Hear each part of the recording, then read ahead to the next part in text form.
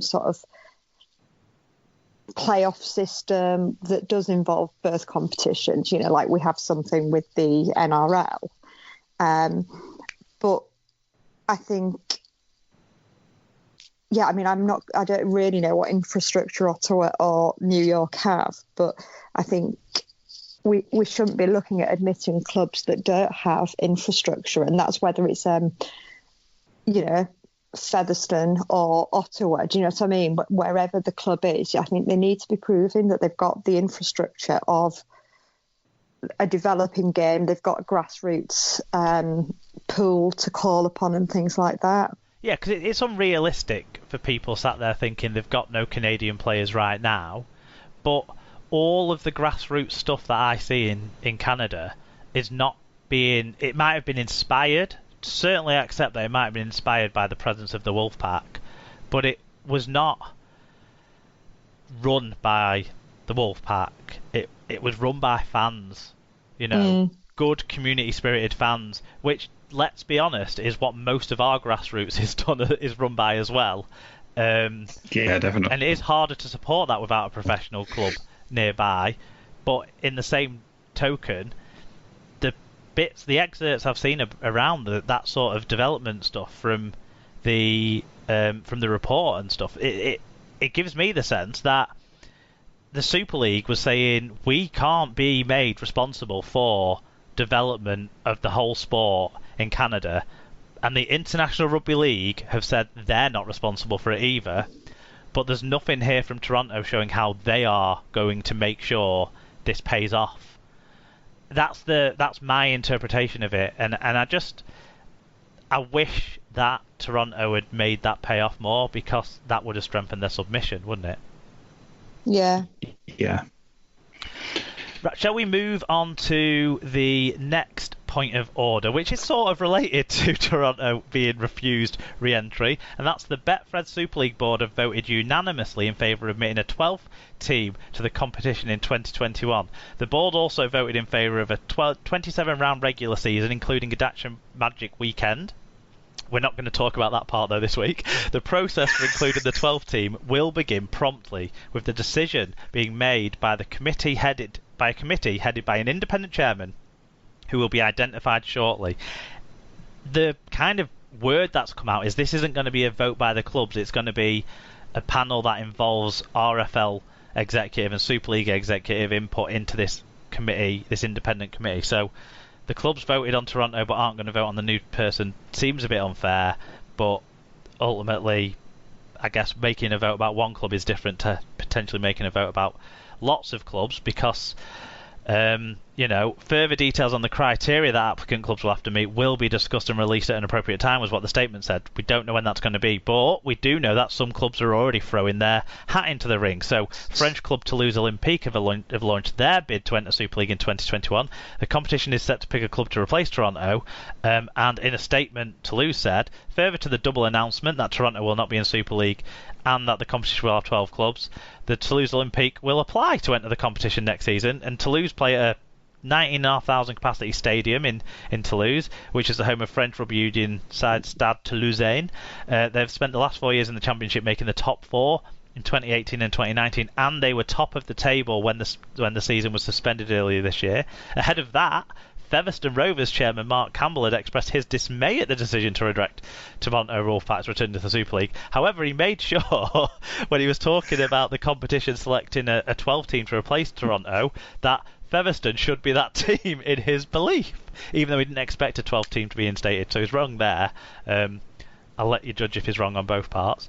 But I've seen things from York since I typed this up. I've seen a thing from York with a hashtag of Heartlands expansion or something like that.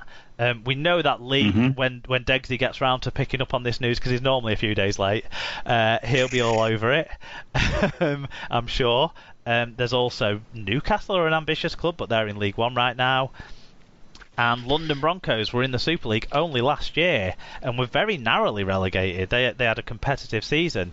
We did a poll around this yesterday, but it's kind of redundant now. But we asked fans how many teams do you want in Super League in 2021, We threw in 14 as well because we know from our fan surveys last year 14 is popular. 59% said 14, 35% said 12, and only 6% said 11. So, that 6% being in the minority was kind of shown. Alan Walker got in touch about this story. He said, no teams outside Super League have played, so there's no auto-promotion. Hold a rush knockout. Who's in it?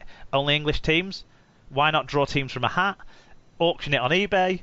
Biggest offer of a racist pizza, a cage fight, biggest bag of cash for Elston, Lee, Fev, Dewsbury Bulls, London, all question marks. Easy choice really. Toulouse, good wine, good meat. Obvs is what Alan said.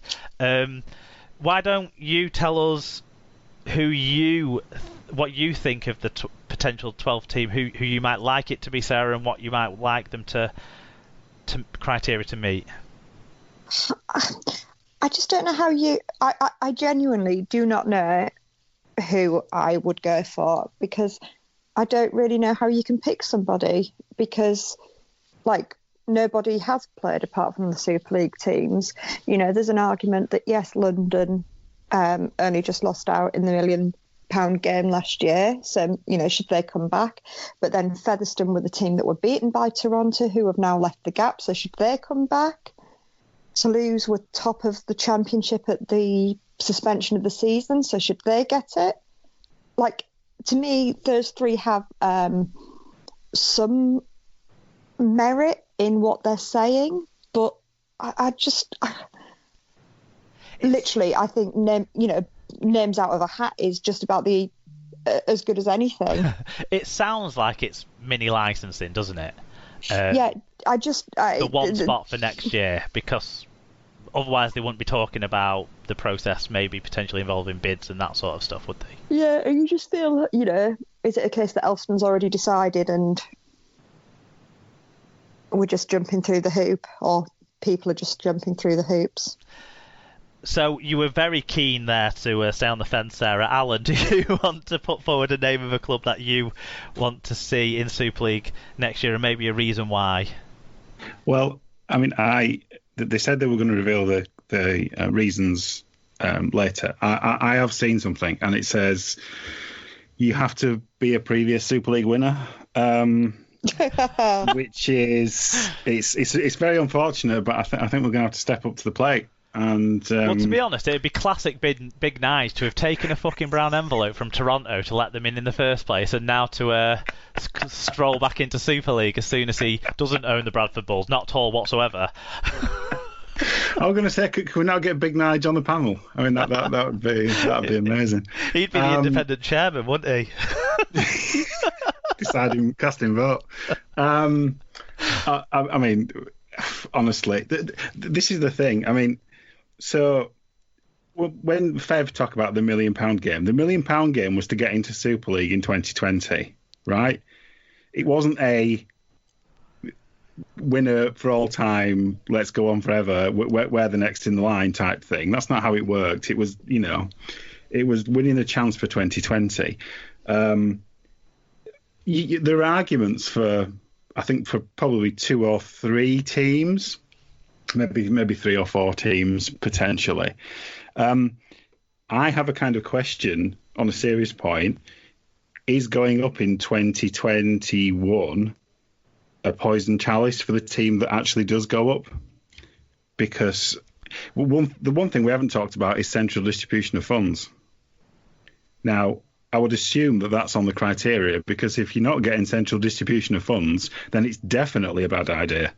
Yeah, even though Derek Beaumont did say that he doesn't even need to take the centrally distributed funds, and he'll still put a competitive squad together. However, I'm fairly sure that conversation in reality would be a very different one.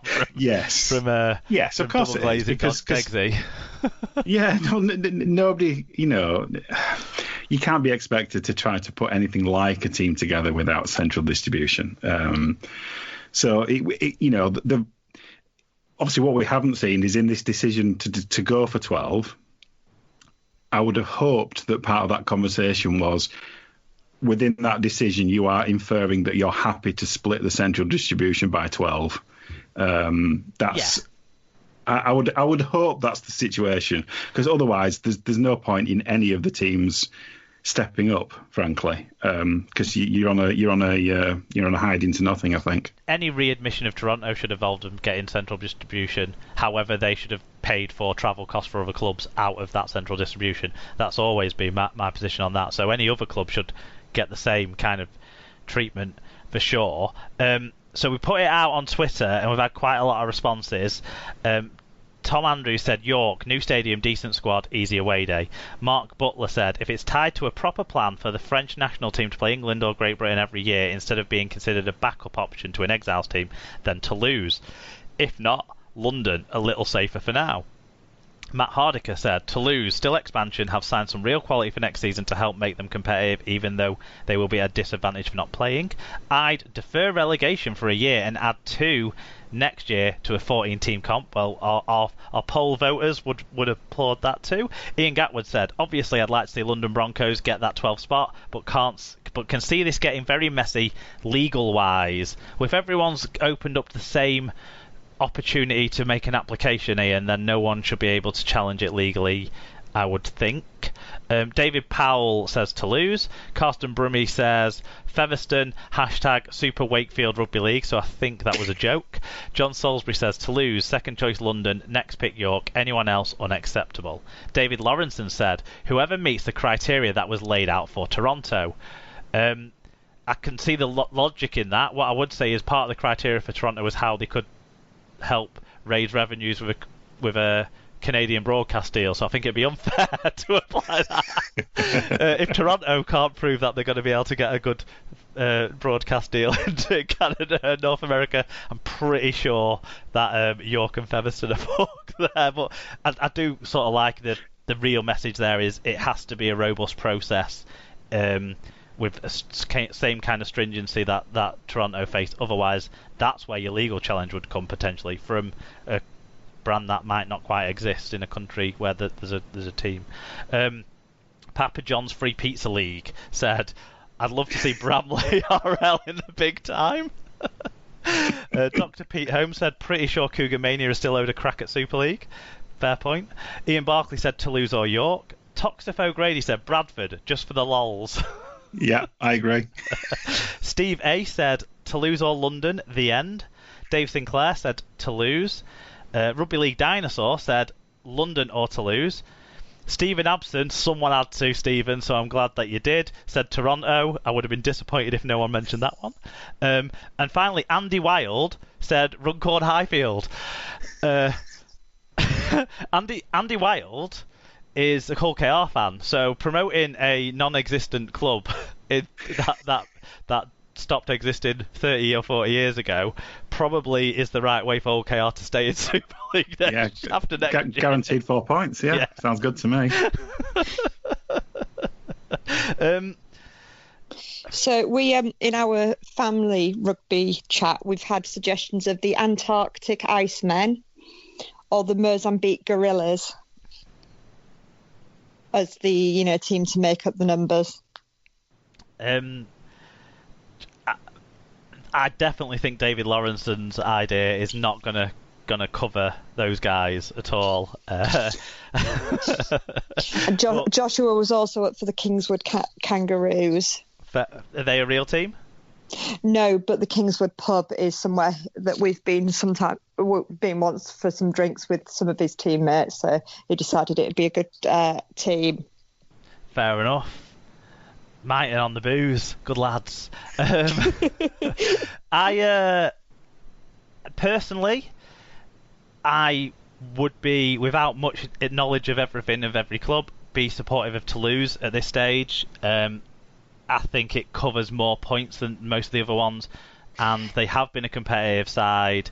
They have got infrastructure around them. I mean, their Elite League One team won their season opener this weekend, I think. So they do have a structure below the top tier team, and they've got facilities that are high grade as well that they can play in. So I I probably would put that as my first choice of the options. One of the things we didn't talk about around it all, though, is TV revenue. And someone mentioned in the View on Toronto about this is going to scupper TV deals. If Sky Sports wanted Toronto in, Robert Elston would not have been so hell-bent